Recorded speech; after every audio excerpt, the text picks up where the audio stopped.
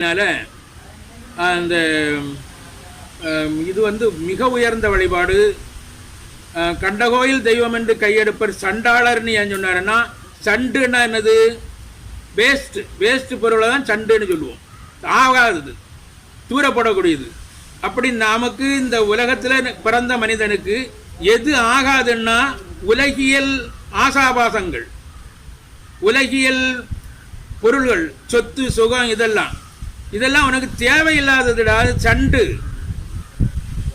இந்த சண்டை, இந்த தேவையில்லாததை பெறுவதற்காக கோயில் கோயிலா தெரியும். அதான் சண்டாளர்னார். சண்டை ஆளக்கூடியவர்கள்.